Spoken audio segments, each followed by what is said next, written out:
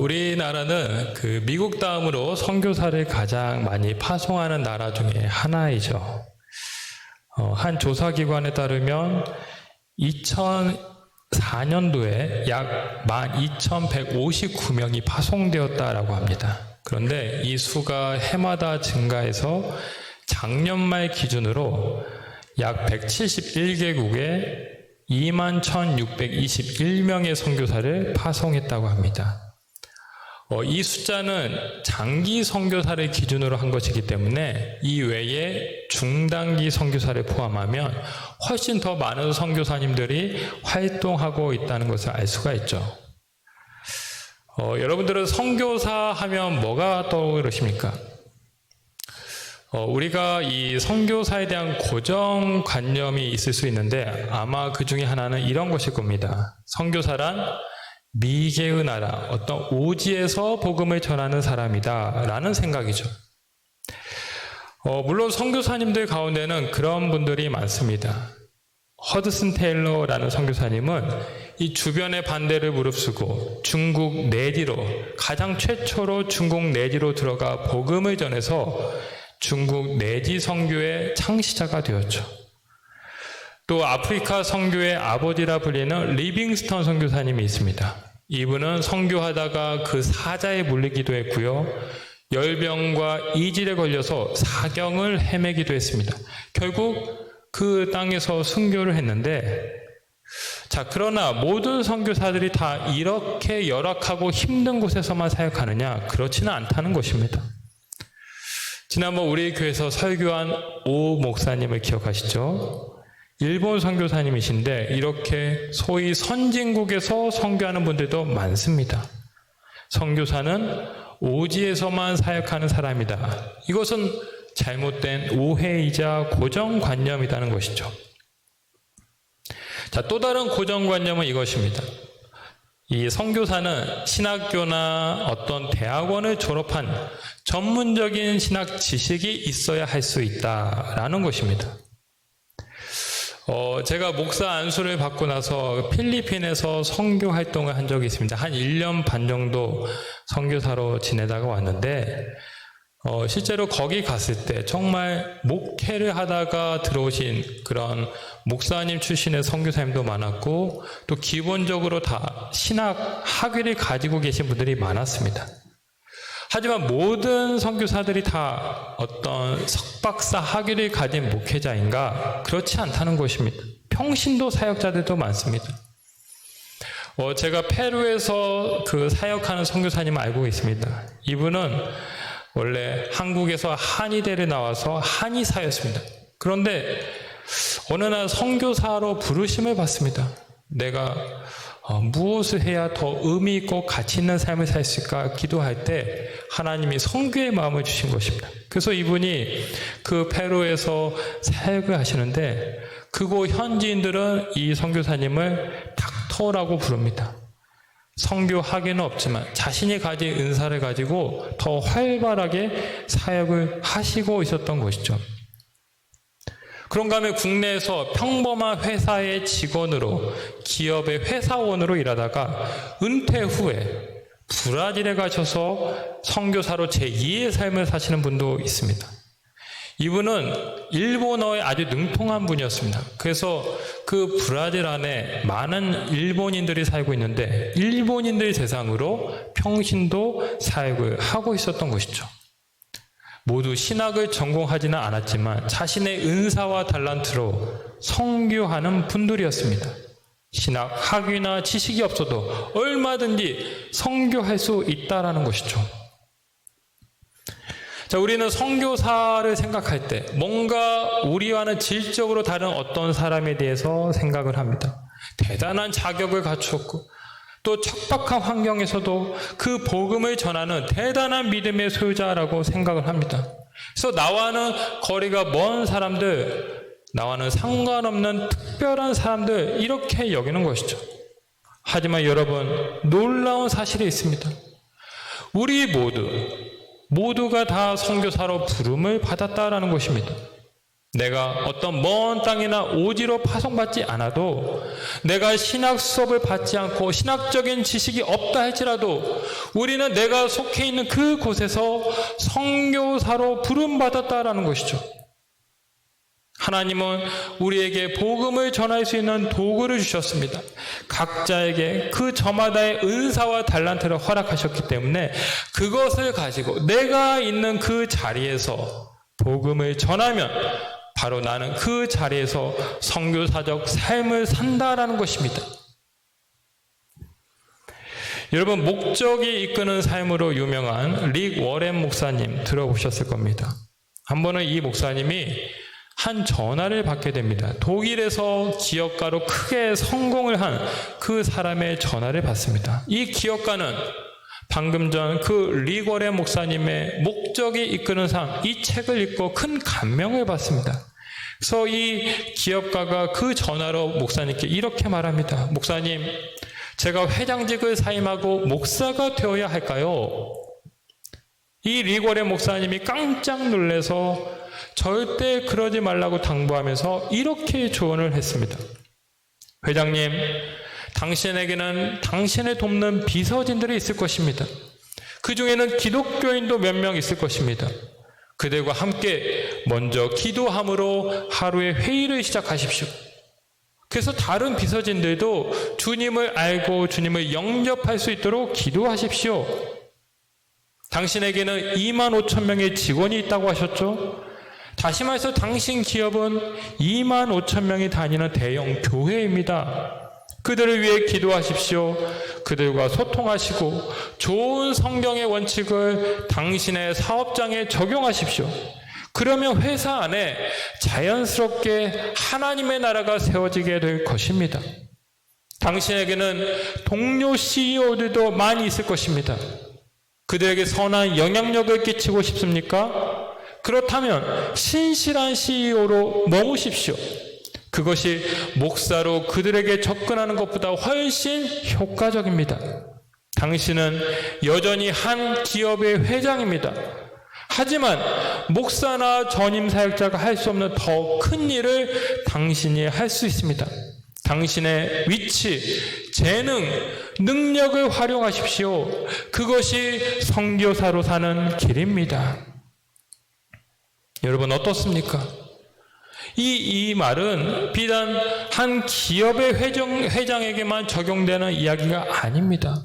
오늘 우리 모두가 귀 담아야 될 그런 중요한 이야기입니다. 우리 또한 전임 사역자가 아니라 해도 어떤 풀타임 목회를 전문적으로 하는 그런 사람이 아니라 할지라도 얼마든지 하나님 나라 확장에 기여하는 삶을 살 수 있다는 것입니다. 내가 속한 자리에서 하나님이 내게 주신 그 은사를 가지고 살 때 선한 영향력을 행사할 수 있고 하나님께 영광 돌리는 선교사가 된다는 것입니다.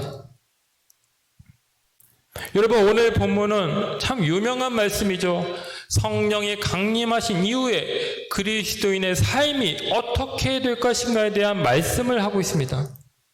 바로 모든 그리스도인은 이제 복음을 전하는 예수의 증인이 될 것이다 라는 말씀입니다.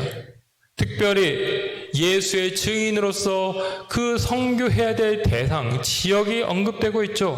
예루살렘, 온 유대, 사마리아, 그리고 땅끝까지 이르게 될 것이다 라는 말씀을 합니다. 선교는 모든 지역을 다 아우르고 전 지역을 대상으로 해야 된다. 그 어떤 지역도 이 주님의 복음에서 소외되어서는 안 된다 라는 것을 말씀하고 있는 것입니다. 여러분, 우리가 땅끝에 대한 개념을 이해할 필요가 있습니다. 땅끝까지 복음을 전하라. 도대체 땅끝은 무엇입니까? 이 땅끝이라는 말은 복음이 아직 미치지 못한 지역을 의미하죠. 가령 중동의 저 무슬림 국가나 중국이나 북한 같은 그 공산권 국가 등이 여기에 해당될 것입니다. 여러분, 예수님 당시에는 미전도 종족이 17,550개 정도 있었다라고 합니다. 그런데 지난 2000년 동안 선교 운동과 교회 확장의 결과로 이 비율이 계속해서 감소했습니다.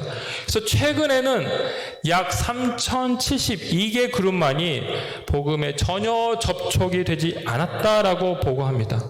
이 3,000여 개의 지역, 이곳이 바로 땅끝이죠. 우리가 복음을 전할 때 이 지역을 최우선 선교 지역으로 삼고 복음을 전해야 합니다. 우리 교회가 라오스 선교를 준비하고 있습니다. 93년 교회 역사 이래 최초의 해외 단기 선교이죠. 어떤 분들은 그런 생각을 할지 모르겠습니다. 아니, 우리 국내에도 선교의 곳이 많은데 왜 저 굳이 낯설고 말도 안 통하는 저 나라로 가야 하는가? 이 선교라는 것, 재정도 좀 풍성하고 교인도 많은 그런 교회들이나 하는 거 아닌가? 여러분, 전혀 그렇지 않습니다. 여러분, 성경을 보면요, 이 성경이 1189장으로 되어 있죠. 1189장. 그리고 이 안에는 약 31,102개의 구절이 있습니다. 자, 이 많은 말씀들 가운데서 유일하게 더 great, 위대한이라는 수식어가 붙는 말씀이 있습니다. 그러니까 성경에서 가장 중요하고 핵심이 되는 구절이라는 것인데, 첫 번째가 무엇입니까? The Great Commandment, 대명령 말씀이죠. 마태복음 22장 37절 말씀, 내 마음을 다하고 목숨을 다하고 뜻을 다하여 주 너의 하나님을 사랑하셨으니 이것이 크고 첫째 되는 계명이요 둘째도 그와 같으니 내 이웃을 내 자신과 같이 사랑하라. 하나님 사랑과 이웃 사랑, 이것이 가장 큰 계명이라는 것입니다. 이것을 주님이 우리에게 주셨습니다. 자, 또 하나의 중요한 말씀이 무엇입니까? The Great Commission, 대위임령입니다. 마태복음 28장 19절 말씀인데 우리 같이 한번 읽습니다. 그러므로 너희는 가서 모든 민족을 제자로 삼아 아버지와 아들과 성령의 이름으로 세례를 베풀고 내가 너에게 분부한 모든 것을 가르쳐 지키게 하라. 볼지어다 내가 세상 끝날까지 너희와 항상 함께 있으리라. 모든 민족을 향해 복음을 들고 가라. 즉 땅끝까지 가서 말씀을 전하고 가르치라. 세례를 베풀라. 복음 전파에 대한 말씀인 것입니다. 특별히 이 말씀이 중요한 이유가 무엇입니까? 예수님은 이 말씀을 소수의 제자들, 어떤 교회들에게만 주신 것이 아니라는 것입니다. 이 땅에 있는 모든 성도, 모든 교회들에게 주셨다라는 것입니다. 우리에게 주어진 대위임령이라는 것이죠. 여러분, 스위스의 신학자 에밀 브루너라는 분이 이런 말을 했습니다. 기독교의 하나님은 선교하는 하나님이다. 교회는 선교할 때 교회이다. 무슨 말입니까? 하나님의 본질은 곧 선교에 있다라는 것이죠. 여러분, 성부 하나님은 이 세상을 사랑하셔서 당신의 독생자 예수 그리스도를 보내셨습니다. 또 예수 그리스도는 세상 속으로 성육신을 하셔서 우리와 함께 지내셨습니다. 성령 하나님은 어떻습니까? 이 교회를 세우시고 지금도 세상 곳곳으로 우리를 파송하시고 있습니다. 즉 살아계신 하나님은 어떻게 일하시느냐? 선교하는 하나님으로 역사하신다라는 것입니다. 선교라는 것은 선택이 아니라 교회의 존재 이유이며 우리 성도의 정체성이다라는 것입니다. 모두가 여기서 죄가 없다. 우리는 다 선교적 삶을 살도록 부름받았다라는 것입니다. 여러분, 몇 달 전에 그 사사기 말씀을 이제 새벽 시간에 보는데 그 하나님이 기드온을 부르시는 장면에서 큰 은혜를 받았습니다. 여러분, 이 기드온은 어떤 사람입니까? 매우 소심하고 겁이 많은 자였죠. 그는 그 미디안 대적들에게 들키지 않으려고 야심한 밤에 그 포도주 틀에서 밀타작을 했습니다. 매우 겁쟁이였다라는 것이죠. 이 기드온은요, 므낫세 지파 출신이었는데 가문이 별로 대단한 게 없었습니다. 내세울 것 없는 그야말로 평범한 사람이었죠. 그런데 어느 날 하나님이 이 기드온에게 찾아가셔서 이렇게 말씀하셨습니다. 큰 용사여, 여호와께서 너와 함께 하시도다. 기드온을 큰 용사라고 부릅니다. 지금 기드온이 하는 행동은 전혀 큰 용사답지가 않습니다. 그에게는 큰 용사라고 불릴 만한 요소가 하나도 없었는데 하나님은 저를 큰 용사라고 여기신 것입니다. 여러분, 이것이 무엇을 의미합니까? 나의 크고 작음은 내 능력이나 내 행위로 되는 것이 아니라는 것이죠. 외적으로 볼 때, 세상적으로 볼 때는 도저히 큰 용사가 아니라 할지라도 하나님이 나와 함께 하시면 그 하나님 때문에 우리는 큰 용사가 되는 것입니다. 우리 교회 학교를 생각하면 작은 공동체이죠. 그러나 여러분, 수가 적다고 해서 아무것도 할 수 없는 공동체는 결코 아닙니다. 하나님이 함께 하시면 그 학생 한 사람 한 사람이 큰 용사이고 우리 교회는 큰 공동체가 되는 것입니다. 하나님이 함께하면 우리도 주님이 주신 그 선교 사명을 감당할 수 있는 것이죠. 규모가 적다고 사역을 못하는 것은 핑계입니다. 중요한 것은 규모나 크기가 아닙니다. 하나님이 지금 나와 함께 하시는가, 이것이 중요합니다. 우리가 하나님을 의지하면 내 규모나 크기와 상관없이 우리도 하나님이 기뻐하신 사명을 감당할 수 있는 것입니다. 우리가 봐야 될 것은 눈에 보이는 상황이 아니라, 환경이 아니라 하나님이어야 하는 것입니다. 여러분, 하나님이 그 기드온을 큰 용사라고 부르시면서 주신 놀라운 말씀이 있습니다. 그 기드온에게 뭐라고 명령하시냐면, 너희 아버지 집에 있는 모든 바알 제단과 아세라 상을 헐고 찍으라 명령합니다. 그리고 대신 그 자리에 여호와를 위한 제단을 쌓고 번제를 드리라 말씀합니다. 우상 타파와 하나님 예배를 명령한 것입니다. 여러분, 우리가 선교를 할 때 갖는 또 하나의 잘못된 생각이 있습니다. 그것은 선교의 주체를 나 자신으로 삼고 내가 선교지에서 무엇을 해야 된다, 이런 생각을 한다라는 것입니다. 여러분, 선교라는 한자어가 베풀선자의 가르칠 교입니다. 베풀선 가르칠 교. 이 한자어가 이렇게 되어 있다 보니까 마치 선교는 선교하는 그 사람 입장에서 어떤 시혜나 도움을 베풀고 주는 것으로 생각할 수 있습니다. 물론 우리가 선교할 때 사역이나 물질적 도움이 반드시 필요합니다. 여러 가지 사역을 준비해야 실제적인 도움을 줄 수 있죠. 풍성한 선교가 이루어질 수 있습니다. 우리도 이제 주일학교, 그곳에서 주일학교 사역을 하기 위한 여러 가지 준비를 하게 될 것입니다. 그런데 여러분, 선교의 본질은 우리가 그곳에서 무엇을 하는 어떤 행위에 있지 않다라는 것입니다. 선교의 주 목적은 무엇입니까?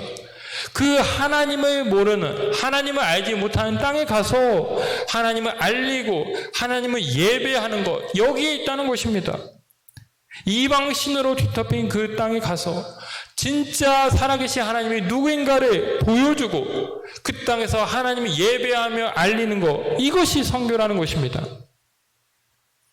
미국의 존 파이퍼 목사님이 이런 유명한 말을 했습니다. 선교가 존재하는 이유는 예배가 그곳에 존재하지 않기 때문이다. 예배가 없는 땅에 예배가 있도록 하기 위해서 선교를 한다라는 것입니다. 복음이 다 전파되면요, 선교는 언젠가 끝이 나게 될 것입니다. 하지만 예배는 어떻습니까? 복음이 다 전파돼도 계속해서 존재합니다. 계속해서 하나님을 향한 예배는 드려지게 될 것입니다. 즉, 선교보다 예배가 더 우선이고 예배가 더 본질이다라는 것입니다.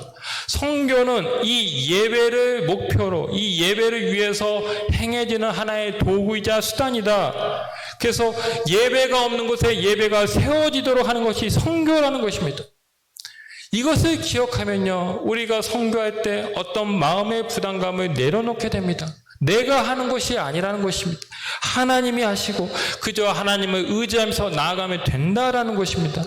우리가 하나님을 기대하고 하나님을 그 땅에서 예배할 때 하나님이 부족하지만 연약한 우리를 통해서 당신의 역사를 드러내는 것입니다. 이것을 기대하며 나아가는 것이 바로 선교라는 것입니다. 여러분, 땅끝에 또 다른 의미가 있습니다. 땅끝이 그 복음을 알지 못하는 지역에 가서 복음을 증거하는 것이다 라고 한다면 또 다른 땅끝은 무엇이냐? 지금 내가 있는 이 자리에서 하나님을 알지 못하는 영혼이 있는 그곳이 땅끝이라는 것이죠. 자, 추석 연휴가 시작되었습니다. 올해는 이 연휴가 길어서 많은 분들이 고향으로 이동하고 또 해외로 여행을 가는 분들도 많은 것 같습니다.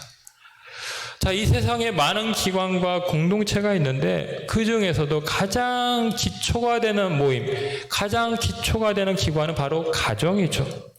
하나님은 아담이 홀로 있는 것을 보시고 저에게 돕는 배필로 하와를 주셨습니다. 두 사람이 한 몸을 이루어 가정이 되게 했습니다.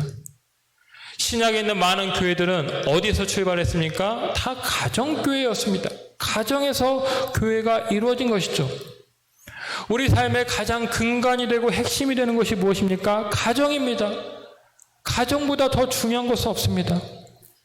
그런데 여러분, 이 가정 안에 얼마나 기쁨이 있습니까? 얼마나 큰 은혜가 있습니까? 얼마나 우리가 행복감을 누립니까? 그런데 이 가정 안에서 함께 한 핏줄로 태어나 밥을 먹고 지내고 살아감에도 불구하고 이 안에 아직 하나님을 알지 못하는 가족이 있다고 한다면, 또 다른 신을 믿는 가족이 있다고 한다면 이보다 더 큰 불행이 없다라는 것입니다. 땅끝은 지리적인 개념만을 이야기하는 것이 아닙니다. 내가 속해 있는 지방과 직장, 마을 안에서 아직 예수님을 모르는 영혼이 있다면 그 사람이 나의 땅끝인 것입니다. 우리가 가족 전도, 이웃 전도를 해야 되는 이유가 여기에 있는 것입니다. 여러분, 얼마 전 새벽 시간에 고넬료 가정에 대한 말씀을 보았습니다. 이 고넬료는 참 경건한 사람이었죠. 그는 이방인이었습니다. 로마 백부장임에도 하나님을 경외했고 이웃을 돌보며 구제하는 자였습니다. 매사에 기도했습니다. 그래서 하나님은 이방인 중에 최초로 이 고넬료 가정에 성령을 보내주시는데 이 고넬료 삶에서 또 한 가지 중요한 특징이 있었습니다. 그것은 무엇입니까? 그는 자신만이 아니라 온 가족과 더불어 하나님을 경외했다라는 것입니다. 그는 자신의 신앙과 경건에만 힘쓰지 않았습니다. 오히려 가족 모두가 하나님을 섬길 수 있도록 했습니다. 이 고넬료 덕분에 온 가족이 한 믿음으로 하나님을 섬겨서 하나님은 그 믿음을 기뻐하시고 저를 통해 성령의 역사가 임하게 하신 것입니다. 여러분, 성경을 보면요, 하나님은 온 가족의 구원에 지대한 관심을 갖고 있습니다. 사도 바울이 그 빌립보 간수에게 뭐라고 말했습니까? 주 예수를 믿으라. 그리하면 너와 내 집이 구원을 받으리라. 결국 이 간수가 사도 바울을 자신의 집으로 초대해서 복음을 들었기 때문에 그의 집 전체가 구원을 받은 것입니다. 바울의 많은 동역자 중에 브리스길라와 아굴라 부부가 있었습니다. 이들은 바울의 사역자로 거론될 때 항상 늘 바늘에 힐이 가듯 한 몸처럼 같이 등장합니다. 이 두 부부는 함께 주님을 섬기는 마음으로 하나가 되었고 그 한 마음으로 주님을 열심히 섬겼기 때문에 하나님은 이 두 부부를 참으로 축복하시고 저를 통해서 복음이 더욱더 확장되게 하신 것입니다. 예수님의 형제들도 마찬가지입니다. 처음에는 예수님의 사역을 이들도 이해하지 못했습니다. 저가 미친 것이 아닌가 이렇게 여길 정도로 예수님의 형제들이었지만 예수님을 불신했죠. 하지만 예수님의 부활 이후 저들의 마음에 믿음이 들어가게 됩니다. 그래서 예수님의 동생 야고보는 야고보서를 기록하고 초대교회의 중요한 지도자가 되었습니다.